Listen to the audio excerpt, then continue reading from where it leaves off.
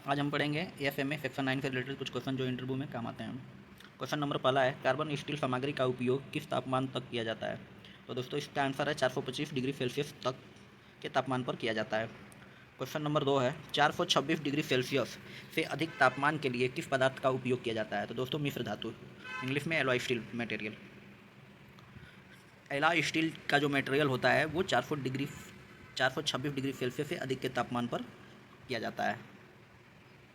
Question number 3 है, संक्षारक द्रव यानी क्रोसिव फ्लूइड के लिए किस प्रकार की सामग्री का उपयोग किया जाता है? तो दोस्तों इसका आंसर है स्टेनलेस स्टील, यानी जो भी हमारा केमिकल वाली जो या ऐसी फ्लूइड वाली लाइनें जो होती हैं जो क्रोसिव वाली, उसके लिए हमारा जो पाइप होता है वो स्टेनलेस स्टील का मटेरियल होता है। क्वेश्चन नंबर 4 है, ड्रिंकिंग वाटर, इंस्ट्रूमेंट, एयर आदि के लिए किस प्रकार की पाइपिंग सामग्री का उपयोग किया जाता है? तो यह है गैल्वेनाइज्ड स्टील, जैसे जीआई की पाइप। क्वेश्चन नंबर 5 है, पाइप और ट्यूब में क्या अंतर है? तो दोस्तों पाइप की जो साइज़ है मापी जाती है वो हमारा NBID द्वारा मापी जाती है और इसकी मोटाई को शेड्यूल द्वारा परिभाषित किया जाता है, जबकि ट्यूब को OD द्वारा मापा जाता है और इसकी मोटाई को BWG यानी ब्रीमिंग वायर गेज या 1/4 इंच द्वारा नापा जाता है या पहचाना जाता है। किस आकार से आगे पाइप का ENB पाइप के OD के बराबर होता है? तो दोस्तों ये है 14 इंच के आगे हमारा जो NB है वो OD के बराबर होता है। NB देखो ये नॉमिनल बोर होता है, लेकिन ये NPF होता है, नॉमिनल पाइप साइज, ये हमारा OD के बराबर होता है। ये NB नहीं होगा, NPF होगा। क्वेश्चन नंबर 7 है, लॉन्ग रेडियस एल्बो की रेडियस कितनी होती है? तो दोस्तों लॉन्ग रेडियस एल्बो की जो रेडियस होती है 1.5D होती है, और जहाँ D हमारा पाइप का व्यास होता है। वही शॉर्ट रेडियस एल्बो की, क्वेश्चन नंबर 8 में शॉर्ट रेडियस एल्बो की रेडियस हमारा 1D होता है। क्वेश्चन नंबर 9, शॉर्ट रेडियस और लॉन्ग रेडियस एल्बो के उपयोग का आधार क्या है? तो लॉन्ग रेडियस जो एल्बो है इसमें स्मॉल प्रेशर ड्रॉप के लिए यूज होता है, जबकि शॉर्ट रेडियस एल्बो में हाई प्रेशर ड्रॉप के लिए यूज होता है। कैटेलाइज फ्लो के लिए लॉन्ग रेडियस एल्बो का यूज करते हैं। क्वेश्चन नंबर 10 है, इसेंट्रिक रेड्यूसर का यूज, मतलब सामान्य हम निम्नलिखित प्रयोग कहाँ करते हैं? तो इसका हम प्रयोग बता रहे हैं इसेंट्रिक रेड्यूसर का। ये क्या होता है इसेंट्रिक रेड्यूसेशन? कैविटेशन से बचने के लिए पंप के सक्शन के पहले लगाते हैं, जिससे जो कैविटेशन जो होते हैं, जो बबल्स होते हैं एयर के, वो अंदर ना जाए, जिससे पंप खराब ना हो, और रैक की ऊंचाई में BPO बनाए रखने के लिए इसको यूज करते हैं। कॉन्सेंट्रिक रेड्यूसर का यूज पंप डिस्चार्ज, यानी पंप जब जिधर फेंकता है उस साइड, यानी जिधर पानी निकालता है या जो भी है केमिकल जो जिधर वो निकालता है उस साइड हम कॉन्सेंट्रिक रेड्यूसर का यूज करते हैं। ये ऊर्ध्वाधर पाइपलाइन आदि में हम करते हैं। ERW और सीमलेस पाइप का उपयोग कहाँ किया जाता है? तो 18 इंच से ऊपर ERW पाइप का उपयोग किया जाता है और 18 इंच से नीचे सीमलेस पाइप का उपयोग किया जाता है। सीमलेस पाइप उच्च तापमान और दाब को सहन कर सकते हैं। क्वेश्चन नंबर 12 है, पंप फंक्शन में कॉन्सेंट्रिक रिड्यूसर का उपयोग किया जाता है या नहीं? तो देखो दोस्तों, फंक में मतलब फंक्शन में कॉन्सेंट्रिक नहीं यूज किया जाता है, क्योंकि ऊपर हम अभी पढ़े हैं यहाँ पे इसेंट्रिक यूज किया जाता है, तो हम नहीं करते हैं इसमें। और क्यों नहीं करते हैं? क्योंकि इसमें मैं पहले बता दिया था कि वो हवा के बबल्स बनते हैं, जिसके अनुसार पंप में कैविटेशन बनेंगे, जिससे हमारा पंप खराब हो सकता है। आप पाइप के किस साइड से ब्रांच कनेक्शन लेंगे? जब तरल पदार्थ जो हमारा है, गैस, वायु, भाप, ये क्रायोजेनिक है, ठीक ना, तो हम टॉप साइड से लेंगे, टॉप साइड से कनेक्शन करेंगे। जब द्रव तरल हो तो नीचे की ओर से करेंगे कनेक्शन। यद्यपि द्रव अवस्था में फिर भी हम क्रायोजेनिक सेवा के लिए नीचे की ओर से एक ब्रांचिंग क्यों नहीं लेते हैं? सामान्य प्रचालन के दौरान बर्फ़ जमने की संभावना रहती है, और चूंकि बर्फ़ पाइप के नीचे से बहती है, इसलिए यह ब्रांच पाइप कनेक्शन को अवरुद्ध कर देती है, यानी जाम कर देगी, इसलिए नहीं करते हैं। क्वेश्चन नंबर 15 है, पाइपिंग में हाई पॉइंट वेंट और लो पॉइंट ड्रेन क्यों प्रदान किए जाते हैं? क्योंकि हाई पॉइंट वेंट हाइड्रो परीक्षण के दौरान हवा निकलने के लिए होता है, और LPD यानी लो पॉइंट ड्रेन ये हाइड्रो परीक्षण के दौरान पानी की निकासी के लिए होता है। क्वेश्चन नंबर 16 है, पाइप में दो वेल्डों के बीच की न्यूनतम दूरी रखनी चाहिए। तो थंब रूल के द थंब रूल यह है कि अफ्न बट वेल्ड के बीच न्यूनतम दूरी 1 डी होती है। ये हम कभी भी 1 या हाफ इंच से कम नहीं होनी चाहिए। ऐसा माना जाता है कि हजर्ड के ओवरलैप को रोकने के लिए केंद्र रेखाओं के बीच फर्कम जो फ्रेंशियल होता है, फर्कम फ्रेंशियल जो वेल्ड होता है, मतलब परिधि वाला जो वेल्ड, उसकी न्यूनतम दूरी पाइप की दीवार की मोटाई के 4 गुना या 25 mm से कम नहीं होनी चाहिए। इन दोनों में से जो भी अधिक हो उसे रखना चाहिए। क्वेश्चन नंबर 17 है, आईबीआर से आप क्या समझते हैं और कौन सी लाइन आईबीआर के दायरे में आती है? तो भाई इसमें हम देखते हैं कौन कौन सी लाइन आईबीआर के दायरे में आती है। तो सबसे पहले आईबीआर जो होता है भारतीय बायलर विनियम अधिनियम है।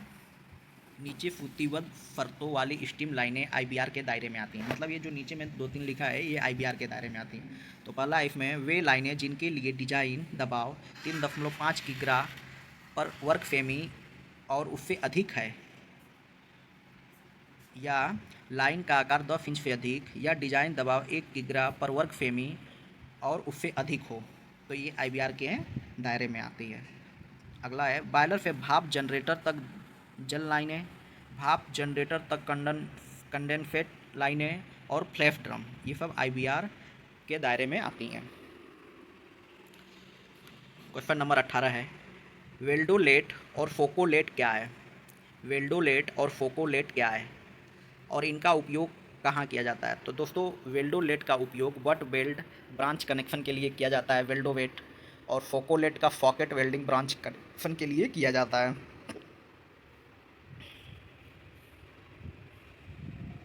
वेल्डोवेट और फोकोलेट जो होता है मूलतः प्रबलित फिटिंग्स है। क्वेश्चन नंबर 19 है, सुपर हीटेड उच्च दाब स्टीम लाइन्स के लिए एमओसी क्या है? तो दोस्तों इसका एमओसी जो है A335 ग्रेड PI या P11। कंपोजिशन जो CR है वह हाफ MO P1 या 11 या 4 CR से हाफ MO P11 तक। क्वेश्चन बी है, ऑरिफिस फ्लो मीटर छिद्र प्रवाह मीटर, और ऑरिफिस फ्लो मीटर को छिद्र प्रवाह मीटर भी कहते हैं हिंदी में। तो क्वेश्चन नंबर 20 है, ऑरिफिस फ्लो मीटर की सामान्य अप स्ट्रीम और डाउन स्ट्रीम सीधी लंबाई क्या है? तो दोस्तों अप स्ट्रीम जो होगा इसका 15D होगा और डाउन स्ट्रीम इसका 5D होगा। क्वेश्चन नंबर 21 है, वाल्व का फंक्शन में होता है कार्य, वाल्व का फंक्शन क्या है? तो इसका दोस्तों 4 फंक्शन है। पहला है आइसोलेशन, दूसरा है रेगुलेशन, तीसरा है नॉन रिटर्न, चौथा है स्पेशल पर्पज। क्वेश्चन नंबर 22, वाल्वों को उनके ऑपरेशन की विधि के आधार पर कैसे वर्गीकृत किया गया है? तो दोस्तों वाल्वों के ऑपरेशन के आधार पर 2 प्रकार से है। पहला है सेल्फ ऑपरेटेड वाल्व, दूसरा है ऑपरेटेड वाल्व। यहाँ पे हम देख सकते हैं आइसोलेशन में किस प्रकार के वाल्व आते हैं। आइसोलेशन जो फंक्शन है उसमें किस प्रकार के वाल्व आते हैं? तो गेट वाल्व, बाल valve, plug valve, piston valve, diaphragm valve, butterfly valve, pinch valve, ये सब हमारे आइसोलेशन फंक्शन के अंतर्गत काम करते हैं। दूसरा है रेगुलेशन फंक्शन, इसके तहत काम करने वाले हैं globe valve, needle valve, butterfly valve, diaphragm valve, piston valve, pinch valve. देखो यहाँ पे जो पिंच है, ये पिंक है, ये दोनों में है। तो ये रेगुलेशन फंक्शन की तरह भी काम करता है और आइसोलेशन फंक्शन की तरह भी काम करता है। अगला है नॉन रिटर्न वाल्व, ये चेक वाल्व जो होता है इसे नॉन रिटर्न वाल्व भी कहते हैं, चेक वाल्व भी कहते हैं। अगला है स्पेशल पर्पज, तो स्पेशल पर्पज जो होता है ये इसमें जो फंक्शन होता है स्पेशल पर्पज फंक्शन, इसके अंतर्गत जो वाल्व है multi port valve, flush bottom valve, float valve, line blind valve, foot valve, knife gate valve. Question number 23 है, स्व संचालित एवं संचालित वाल्वों के नाम बताइए। अब देखो यहाँ पे स्वचालित एवं संचालित मतलब सेल्फ ऑपरेटेड और ऑपरेटेड वाल्व का नाम पूछ रहा है। तो इसमें सेल्फ ऑपरेट जो वाल्व है वो चेक वाल्व होगा और बाकी जो अन्य है वो ऑपरेटेड वाल्व होगा, क्योंकि उसे हमें ऑपरेट करना पड़ता है। और जो चेक वाल्व है वो अपने आप सेल्फ हो जाता है। क्योंकि उसे नॉन रिटर्न वाल्व भी कहते हैं। क्वेश्चन नंबर 24 है, अंत कनेक्शन यानी इंड कनेक्शन के आधार पर वाल्व को कैसे वर्गीकृत किया जाता है।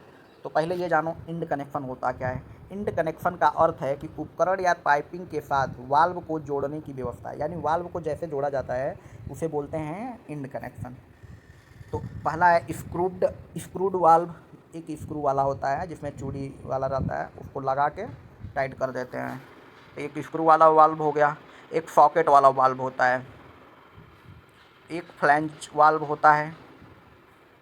एक यहाँ पे देखो स्पेलिंग थोड़ा सा मिस्टेक है, यहाँ पे BUTT होगा, बट वेल्ड इंड। और अगला है वफर टाइप इंड, और अगला है बटरेफ इंड। इतने प्रकार के वाल्व इंड होते हैं भाई। अंत कनेक्शन होता है, इंड कनेक्शन होता है वाल्व के। क्वेश्चन नंबर 25 है, चेक वाल्व कितने प्रकार के होते हैं। तो दोस्तों चेक वाल्व दो प्रकार के होते हैं, लिफ्ट चेक वाल्व और swing check valve. Question number 26 है, स्पेशल पर्पज वाल्व से आप क्या समझते हैं। ये वाल्व जो टू वे आइसोलेशन, कंट्रोल और चेक के अलावा अन्य कार्य भी करते हैं उन्हें स्पेशल वाल्व कहते हैं। मतलब टू वे मतलब दो तरफा काम करते हैं, कंट्रोल का भी काम करते हैं, चेक का भी काम करते हैं, इसके अलावा अन्य कोई और भी काम करते हैं। तो इस प्रकार के जो वाल्व होते हैं उन्हें स्पेशल पर्पज वाल्व कहते हैं। इसके बारे में ऊपर मैंने बताया था। ग्लैंड्स पिस्टन वाल्व क्या है, इसका उपयोग कहाँ किया जाता है। तो दोस्तों ग्लैंडलेस पिस्टन वाल्व जो होता है भाप सेवाओं में प्रयुक्त रेगुलेटिंग वाल्व है। थैंक यू दोस्त। हमारा वीडियो कैसा लगा, यदि अच्छा लगा तो चैनल को सब्सक्राइब करें और वीडियो को लाइक करें। Thank you.